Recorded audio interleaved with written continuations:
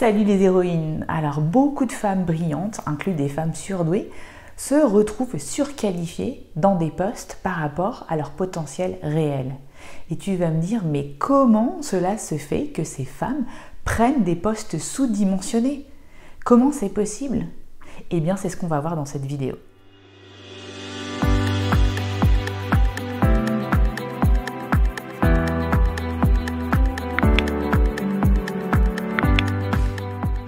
Je m'appelle Sandrine Larive, je suis experte en douance féminine et ma mission c'est d'accompagner les femmes atypiques à libérer leur potentiel et à exploser leur plafond de verre.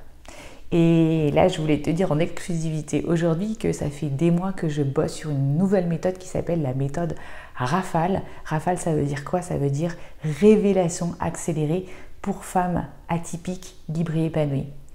Cette méthode en fait fait partie d'un mentorat privé que je vais bientôt te proposer lors d'un webinar. Si tu veux d'ores et déjà en savoir plus, remplis le questionnaire qui se situe sous la vidéo, qui s'appelle Besoin d'aide, et je me ferai un plaisir de t'expliquer quel est ce mentorat privé. Alors d'abord, je vais te donner un petit peu de contexte sur deux points, et le premier point, c'est le contexte de rentrée des femmes dans l'entreprise. La majorité des diplômés d'enseignement supérieur, 55%, sont des femmes. Donc lorsqu'elles arrivent en entreprise, eh bien, elles viennent avec leur matière grise et sont donc au global plus qualifiées que leurs homologues masculins. Mais 3 ans après leur sortie de l'enseignement supérieur, leur taux d'emploi stable est beaucoup plus faible que celui des hommes et leurs conditions de travail beaucoup moins favorables. Et elles quittent le navire avant l'heure dans des proportions extrêmement élevées à tous les niveaux de hiérarchie. C'est ce qu'on appelle le phénomène du tuyau percé. Le constat est qu'il y a encore beaucoup trop de femmes brillantes qui se distinguent par leur aptitude intellectuelle élevée, leur performance exceptionnelle auxquelles les structures professionnelles et les circonstances ne permettent pas de réaliser ce dont elles sont capables. Souvent, le système de contrôle social exercé par les membres de la profession eux-mêmes exerce une influence sur les promotions à des postes élevés. C'est ce qu'on appelle le fameux plafond de verre, en anglais on dit aussi le glass ceiling. C'est ce qui fait que la proportion de femmes diminue à chaque nouvel échelon de leur carrière. Et c'est aussi pour ça qu'il y a une sous-représentation de femmes à des postes élevés dans les affaires, à l'université ou encore en politique. Deuxième élément de contexte, le psychologue allemand Jürgen von Schaidt affirme que 30% des surdoués sont en sous-performance par rapport à leurs capacités et que les femmes sont particulièrement concernées par cette non-réalisation de leur potentiel. Et même si elles sont identifiées tôt dans leur vie, les femmes surdouées peuvent se retrouver avec des choix difficiles entre le domaine professionnel et la vie familiale. Elles ont souvent des conflits internes entre leur féminité, leur réalisation professionnelle et leur autonomie. Quant aux femmes non identifiées ou qui n'ont pas été jusqu'au bout de leurs rêves, il n'est pas rare de constater que par la suite, elles se focalisent sur le développement des autres, leurs enfants, leurs clients, leurs élèves, leurs conjoints, ou restent dans des positions de numéro 2 et va voir ma vidéo justement sur le complexe du second rôle de la femme surdouée. Et je peux te dire que le potentiel intellectuel féminin non encouragé et non réalisé est une vraie perte pour la société d'aujourd'hui et pour les générations futures. Alors, passé ces deux éléments de contexte, qu'est-ce qui fait qu'intrinsèquement, la femme surdouée se limite et limite son potentiel? Et la première chose, c'est qu'en fait, la femme surdouée était une petite fille surdouée et qu'elle a appris à faire profil bas, à ne pas faire de vagues dès l'enfance. C'est voilà ce qu'on attendait aussi d'elle en tant que petite fille. Elles ont compris très vite dans l'enfance que parler de soi, c'était prétentieux, c'était être une crâneuse. Certaines petites filles surdouées même font exprès de ne pas avoir de trop bonnes notes pour ne pas être impopulaires, car elles ont compris et intériorisé le fait que l'intelligence féminine était dérangeante. Et qu'est-ce qui se passe après la scolarité, où elles ont mis en place en fait ce fonctionnement? Eh bien, elles continuent à le faire au travail. Il y a aussi ce qu'on appelle le biais de performance. Les femmes se sentent attendues au tournant en général, donc elles veulent prouver 2 fois plus qu'elles méritent le poste qu'elles ont, et en fait elles triment beaucoup plus pour prouver ce qu'elles valent.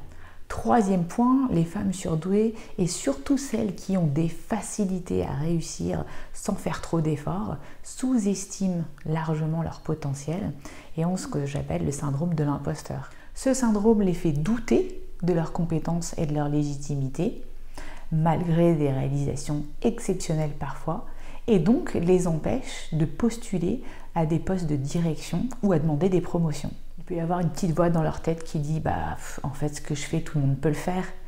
Ou encore, lorsqu'elles postulent pour un nouveau job, elles voient avec toute leur lucidité et leur perfectionnisme tout ce qu'elles ne savent pas encore faire plutôt que ce qu'elles savent déjà faire, et c'est un puits sans fond.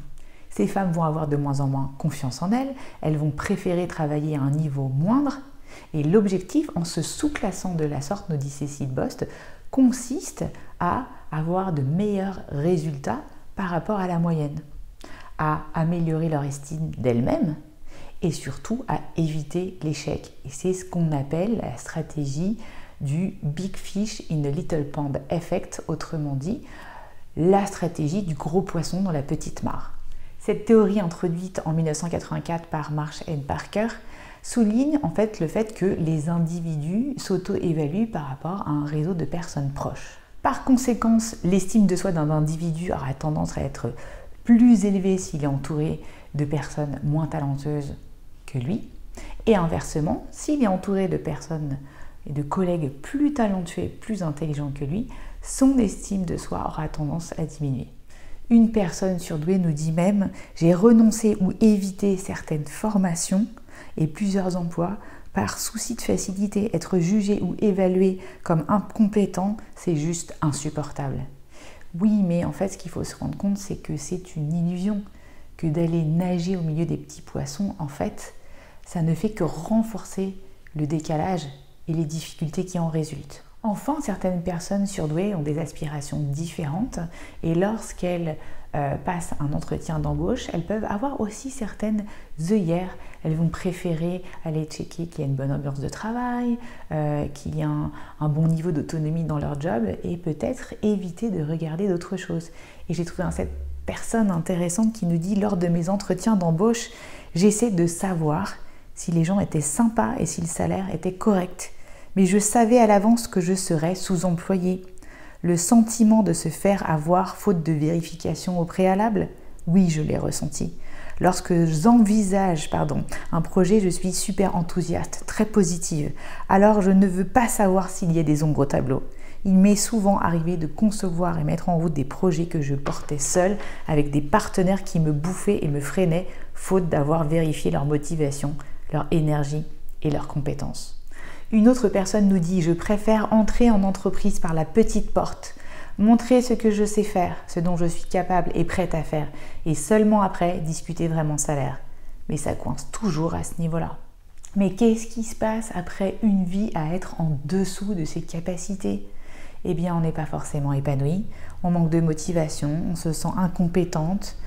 Il y a l'impression pour beaucoup de femmes que c'est un gâchis de potentiel.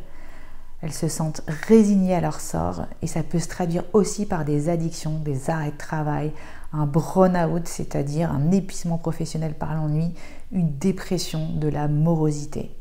Et si une partie de toi se sent nulle et que l'autre partie se sent sous-exploitée, ce n'est pas incompatible, ça arrive à plein de femmes et ça se travaille et on va aller rechercher pourquoi il y a une partie de toi qui pense ça, pourquoi il y a une autre partie de toi qui pense ça.